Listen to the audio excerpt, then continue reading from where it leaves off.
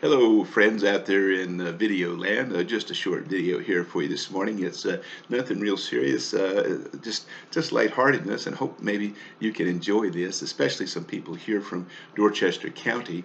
It's a story that happened some years ago.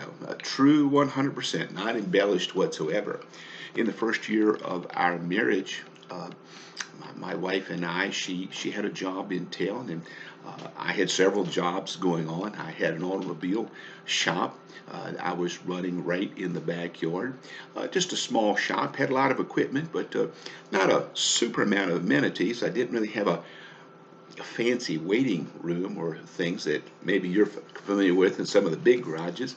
And so I would have people, if they were really waiting, and if it was a nice day especially, I'd have them sit on the front porch of my grandmother's house. My mom lives there. A nice swing, a nice place to relax, and it was about the best I could do for anybody. So there were three ladies that came. I remember the type of automobile that was there. It was a Chevrolet Chevette. Been a while since we had any of those around. Needed a tailpipe. I can tell you just what the tailpipe looked like. I remember them very well. And the ladies sat up on the front porch. I remember two names.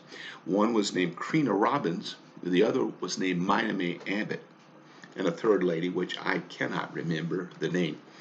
But nevertheless, they sat up on the front porch while I took the car in the garage, put the tailpipe on. While they were there, I told them to make themselves at home. The facility was at the top of the stairs. I think one of them needed to do that. And so when I came back from repairing the car, they asked me, they said, we went inside, we utilized, uh, you said we could. And yes, certainly. There's the piano. Whose piano? What's it in there for? And I said, well, it's mine. And I kind of play that thing. And do you go anywhere and play? Do you sing? I said, well, I give it a shot. And so they said, do you go any place and play and sing? I said, well, if anybody will have me, I'll go and I'll try. They said, well, guess what? We're getting ready to have a homecoming at Bounds Church down in the country. You ever heard of that? I said, oh, yeah, yeah, I know where that is. I've traveled the roads of Dorchester County. I know where that is. And they said, well, good enough. How about coming? And that particular, they actually heard me sing and play. I went in and I played a little song for them. They asked me if I would do that, and I guess that was good enough for them. They thought, well, I guess he's good enough to come to our homecoming. So I went. Well, that particular day, remember, my wife had a job in town, so she wasn't with me. But upon the day of the homecoming, I took my wife and went. I sung. I introduced my wife. I said, "This is my wife," and she stood up. And afterwards, we went. And one of the things about homecoming is really great. Those down home homecomings is you have this fellowship meal. And I want to tell you, if you don't know it, that's things about going by the wayside these days. But oh buddy boy, those down home people can cook. And me, I like to eat. I want to tell you, I had a good time that day. Ate more than I should, as often is the case. But nevertheless, I had a good time, great time. We had the singing, the preaching, and the eating. Oh boy. So the next day, the next day, I called Miss Green up. She had been the one who had actually asked me in the first place. I think maybe she was in charge of getting some music or something together. And so I called her up because I knew there might be some other events. There was a fellow from over around Deals Island or something by the name of Daniels who used to come and sing at almost all of these things. And I thought, man, this is pretty nice. This is a pretty good time. I'd like to go to some more of these if anybody'd have me around. It was nice. I want to. You have a good time. You want to have more of it, right? Are you there? So was I. So I thought, well, I'm going to call this lady up and I'm going to see if I did okay. And if I did okay, hey, pass me along to some other people. That'll be all right. So I called her up and I said, well, hello, Miss Robbins. This is Mr. Howard Hoffman speaking. And I just wanted to find out if I did okay with what I did for the church yesterday, singing and everything. She said, oh, yes. Well, the singing, that was fine. That was fine. But I tell you, I got to tell you the truth. She says, you, you really, you ought to be a little ashamed of yourself.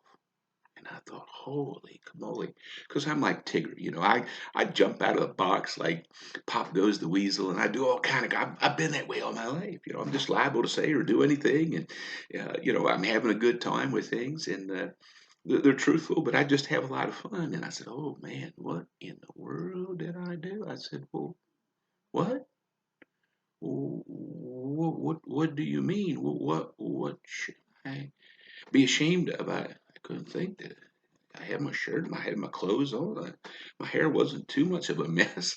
Well, what in the world was it? And she says, an old man like you with a young thing like that.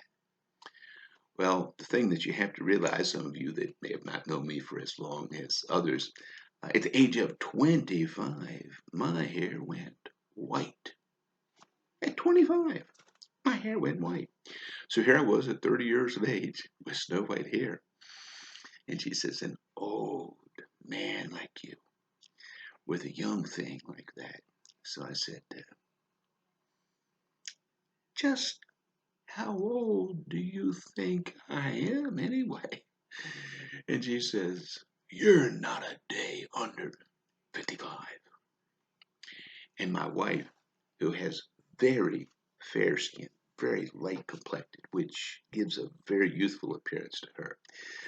And I said, well, how old do you think that my wife is? And she says, and your wife is only not over 13 years of age. You are a cradle robber. And you need to be ashamed. You're a dirty old man. And I said, well, I've got to tell you the truth. Now, Miss Robbins, I've got to tell you that you can come if you like and you can look. I said, I'm 30 and my wife's 28. I guess maybe 2 years is I'm not sure, but anyway, I can assure you I'm not 55, and I can assure you my wife is not 13. And through the years, that was that, and it got all straight. It was okay. But it's amusing to me that she thought that I was much older than I was, and my wife was much younger than she was. That's just some of our local humor. And it brought a smile to my face then. It still does today. My wife and I joke about that. And I say, I'm a cradle robber. And she says, yeah, you're just a dirty old man. And we laugh about that. It's a good joke. And I hope maybe somebody's enjoyed this today. And God bless one and all. We'll see you another time. Take care.